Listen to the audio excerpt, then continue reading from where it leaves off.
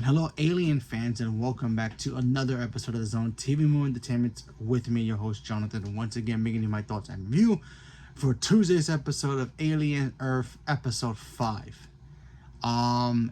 This was an episode that basically was the first episode, except more extensive.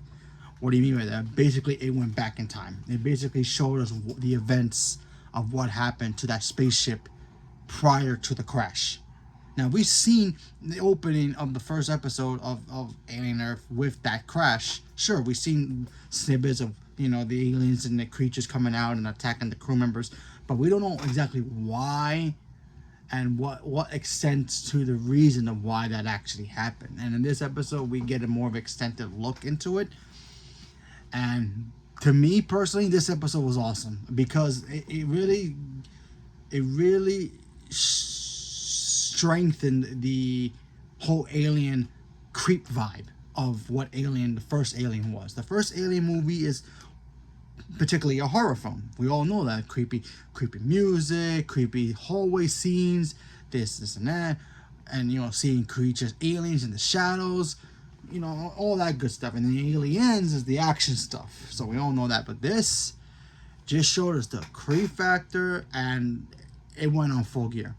So we all knew the whole crew was up there carrying these specimens to Earth for like experiments and all that good stuff. They had some xenomorph. They had other creatures. They even had a I like to call it a panda spider because they kind of had like the panda colors with eyeballs that look like a spider has multiple eyeballs. And that was some of the creepiest visuals I've ever seen for an alien film, and it was just awesome. My one complaint still with the alien with his teeth being so shiny, but whatever. I'll get to that in a minute. But just seeing this crew dealing with these creatures and making sure that they close lids and make sure that they secure them in certain areas, and if they keep them open, they're going to slither out and start mutating and getting into people. And then one crew member, we all knew, the guy with the robot hand, he was kind of paranoid, but he was, in charge. He was the security in charge of making sure these things stay contained.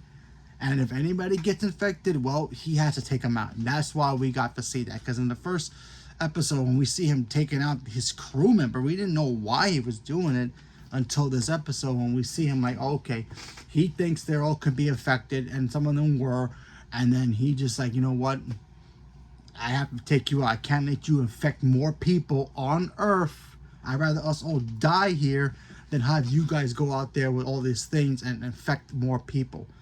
Now, whatever specimens that survive, he's going to take them to his bosses and let them experiment them and do it with how they want. If they want to break out the containment field and let them cut loose to the world, that's their business. But his job was to make sure that ship gets to Earth with these things intact. If they don't get intact, if they're, compromising people, he had to handle it, and that's exactly what he did in this episode. Half the crew members got parasites inside them. There were little bugs in some of them. The one spider one was trying to warn, the humans about the others that were more threatening to this one. Then I thought that was kind of cool. Of course, the xenomorph popped up because the face hugger attached itself into one of the crew members, and then it became a xenomorph, and then cut loose and pretty much wreck shop in that. So I thought that stuff was awesome to see on screen. Once again, I don't know why. I don't know if this is a design flaw or just, I don't know. This is because of aliens. It's always like this.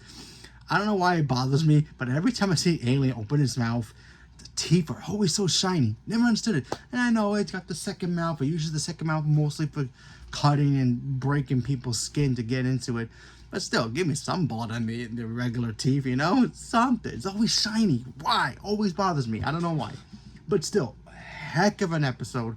We finally got more extensive reasons of why that one crew member was like, yeah, I have to contain this now. If I don't do that, I'm going to fail my own mission. My mission is to make sure these things get to Earth safely and not, whole day and making sure nobody else gets infected, because he knew he's got his own kid in Earth. He wanted to make sure his kid was safe and protected, and he was thinking about her too. So he had to make sure that, like, listen, if you're infected, I'm coming after you. I don't care. And he thought there was also a traitor on board because some of the containing units got loose. So I thought that stuff was cool.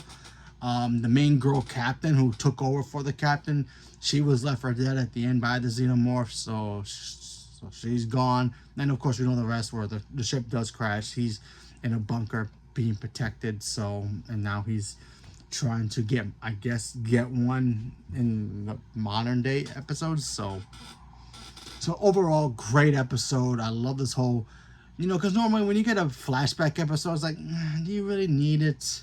We get it. We know why he's gonna do this and that.